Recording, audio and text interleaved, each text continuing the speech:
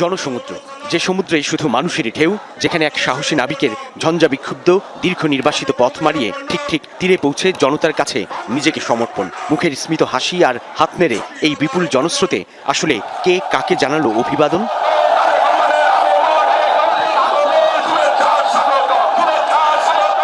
পাহাড় থেকে সমতল, সারা দেশ থেকে ছুটে আসা এই ঢলের উপলক্ষ বিএনপির ভারপ্রাপ্ত চেয়ারম্যান তারেক রহমানের ঐতিহাসিক স্বদেশ প্রত্যাবর্তন।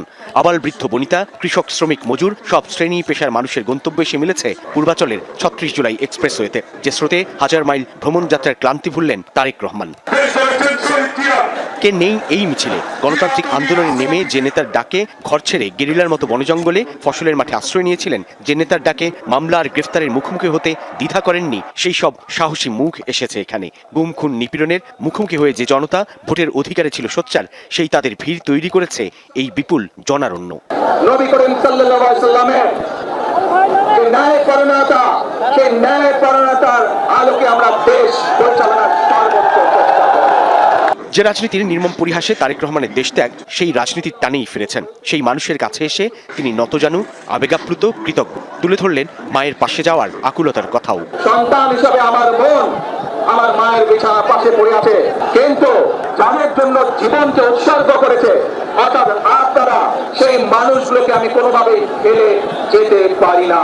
যে কোনো মূল্যে শান্তি শৃঙ্খলা ধরে রাখার আহ্বান জানান বিএনপির ভারপ্রাপ্ত চেয়ারম্যান। বলেন, সব ধর্ম ও শ্রেণীর পেশার মানুষের নিরাপত্তা নিশ্চিত করতে হবে।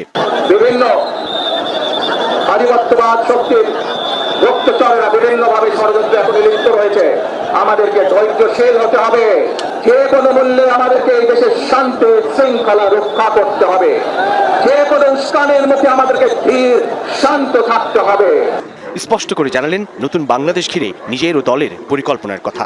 এই বাংলাদেশের মাটিতে দাঁড়িয়ে আপনাদের সকলের সামনে আমি বলতে চাই, I have a plan for the people of my country, for my country.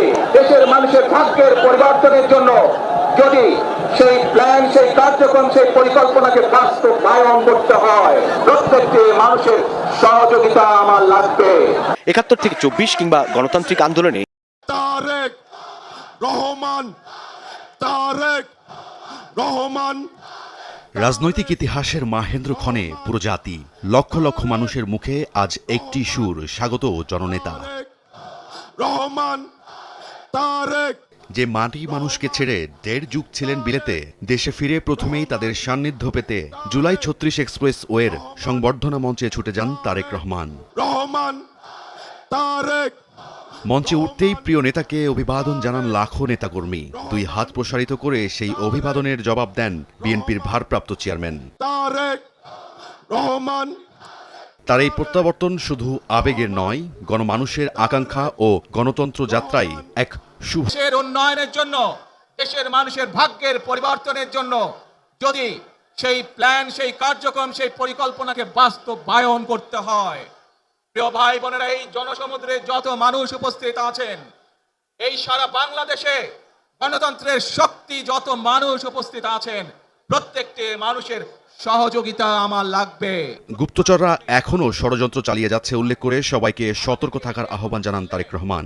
বলেন, আধিপত্যবাদীরা ষড়যন্ত্র করলেও যে কোনো মূল্যে ধরে রাখতে হবে দেশের শান্তি শৃঙ্খলা। যে কোনো উস্কানির মুখে আমাদেরকে ধীর শান্ত থাকতে হবে। প্রিয় ভাই বোনেরা, আমরা দেশের শান্তি চাই, আমরা দেশের শান্তি চাই। আধিপত্যবাদ শক্তির গুপ্তচরেরা বিভিন্নভাবে ষড়যন্ত্রে এখন লিপ্ত রয়েছে। আমাদেরকে ধৈর্যশীল হতে হবে, আমাদেরকে ধৈর্য ধারণ করতে হবে।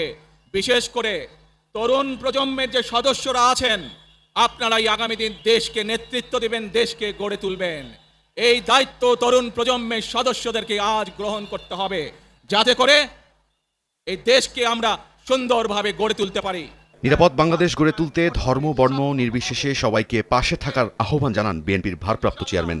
আগামী দিনে দেশ পরিচালনার দায়িত্বে যারা আসবে, আমরা সকলে নবী করিম সাল্লাল্লাহু আলাইহি সাল্লামের যে ন্যায়পরায়ণতা, সেই ন্যায়পরায়ণতার আলোকে আমরা দেশ পরিচালনার সর্বোচ্চ চেষ্টা করব। আসুন আমরা আমাদের সেই প্রত্যাশিত বাংলাদেশ গড়ে তুলব, যেখানে আমরা সকলে মিলে কাজ করব, যেখানে আমরা সকলে মিলে আমাদের প্রত্যাশিত বাংলাদেশকে গড়ে তুলব। তারেক রহমান তার দেশে ফেরাকে স্মরণীয় করে রাখার জন্য বাংলাদেশের মানুষের প্রতি